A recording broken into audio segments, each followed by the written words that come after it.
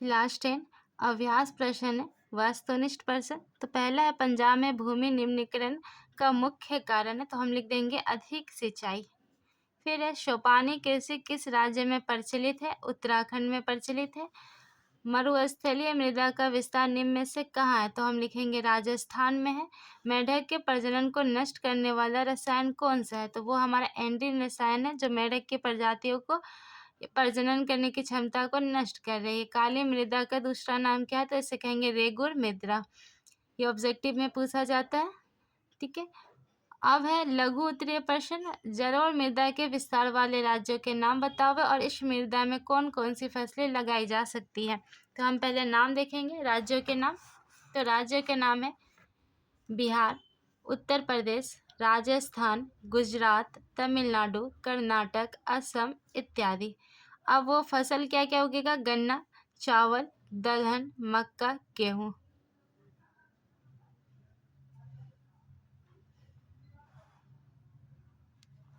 फिर है समोच्च कृषि से आप क्या समझते हैं? तो हम लिख देंगे पहाड़ी ढालों पर, ठीक है, पहाड़ी ढलानों पर जल के तेज बहाव से बचने के लिए सीढ़ीनुमा ढाल बनाकर खेती करने को ही हम समोच्च कृषि कहते हैं।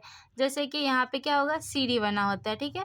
तो यहाँ पे प्रत्येक में क्या होती है? खेती की जाती है। तो बारिश की पानी इधर से आएगी, पहला सीढ़ी, फिर दूसरा, तीसरा, इस तरह क्या होगा? सारे फसलों को पानी भी मिल जाती है और पानी क्या होती है? बचत भी होती है, और इससे मिट्टी का कटाव भी नहीं होता है। क्योंकि पहाड़ी ढालों पर अगर यहाँ पे मान लीजिए खेती कर रहे हैं, एकदम आएगी सीधा पानी और सारी क्या होगी? मिट्टी काटेगी तो फसल भी अपने साथ लेकर जाएगी, इसलिए वहाँ हम समोच्च कृषि करते हैं। फिर है हमारा तीसरा क्वेश्चन। तीसरा क्वेश्चन है पवन आवर्धन वाले क्षेत्र में कृषि की कौन सी पद्धति अपनाई जाती है? पवन आवर्धन मतलब क्या?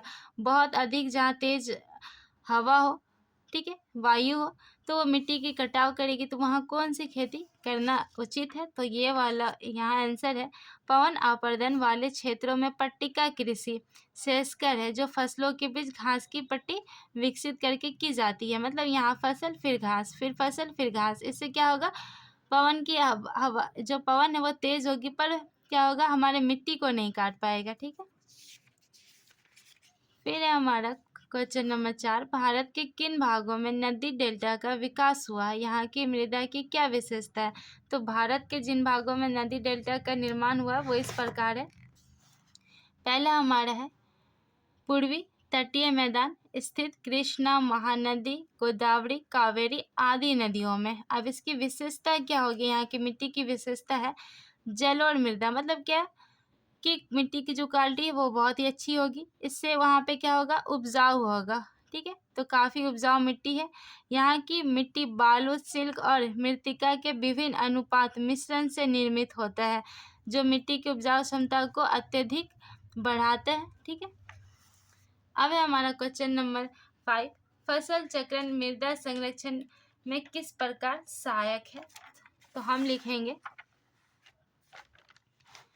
तो हम यहाँ से लिखेंगे फसल चक्रण मृदा संरक्षण में कई तरह से सहायक है। पहला है मृदा की उर्वरक बनाए रखने में मदद करता है। मृदा की जो उर्वरक क्षमता होती है वो क्या होती है? बरकरार रहती है। भूमि का पीएच तथा क्षारीयता में सुधार होता है, ठीक है। भूमि में, क्योंकि भूमि अधिक क्षारीय हो तो भी फसल खराब होगी, ज़्यादा अम्लीय हो जाए तो भी फसल खराब होगी, तो ये मतलब समान बनाए रखता है। भूमि में कार्बन नाइट्रोजन के अनुपात में वृद्धि होता है। कार्बन नाइट्रोजन के अनुपात में वृद्धि होता है। मृदा अपरदन को कम करता है। मृदा के कटाव को ये रोकने का काम करता है। अब ये हमारा जलाक्रांत कैसे उपस्थित होता है? मतलब ये कैसे होता है? मृदा अपरदन में इसकी क्या भूमिका है? तो हम यहाँ लिखेंगे,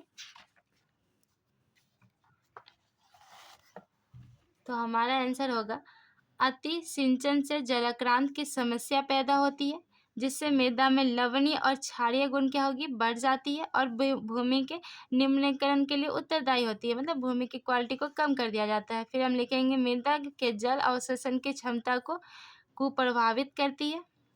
उसके बाद हम यहाँ से डाल देंगे अनावृष्टि या अतिवृष्टि की समस्या उत्पन्न होती है। तीसरा पॉइंट डालेंगे, तीव्र वर्षा से मृदा का कटाव होता है। फिर चौथा है भूमि का नुकसान, क्योंकि मिट्टी का कटाव अगर अधिक होगा तो क्या होगा, भूमि का यहाँ नुकसान होता है और भूमि का जो है वो लवणीय और क्षारीय हो जाता है। ठीक है, भूमि लवणीय और क्षारीय प्रकृति की होती है, जिससे फसल अच्छी नहीं उगेगी। अब है हमारा मृदा संरक्षण पर एक निबंध लिखें। तो हम मृदा संरक्षण पर जो निबंध लिखेंगे वो हम यहाँ से लिख देते हैं। भूमि निम्नीकरण आधुनिक मानव सभ्यता के लिए एक विकट समस्या है। इसका संरक्षण हमारे लिए क्या है, चुनौती है।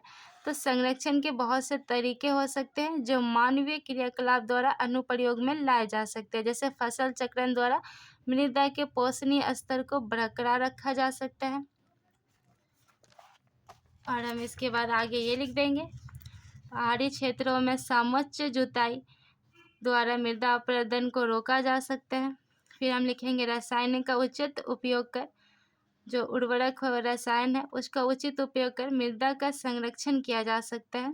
फिर हम लिखेंगे रासायनिक उर्वरक की जगह जैविक खाद का उपयोग मृदा के संरक्षण में सहायक है। ये सब हम भूमि के संरक्षण के रूप में लिख सकते हैं एक निबंध। अब तीसरा है, भारत में आधुनिक पशुधन होने के बावजूद भारतीय अर्थव्यवस्था में इसका योगदान लगभग नगण्य है, तो स्पष्ट कीजिए। तो इसका हम ये लिख सकते हैं कि भारत में पशुधन क्या है, अधिक है, किंतु उच्च क्वालिटी के पशु का क्या है, अभाव है। पशु के लिए जो भूमि होता है उसके चरने के लिए उसका अभाव है। पशु के क्या है, खाने पीने की अभाव है। ठीक है, फिर हम लिख सकते हैं पशुओं की प्रजनन क्षमता भी क्या हो रही है, प्रभावित होती है।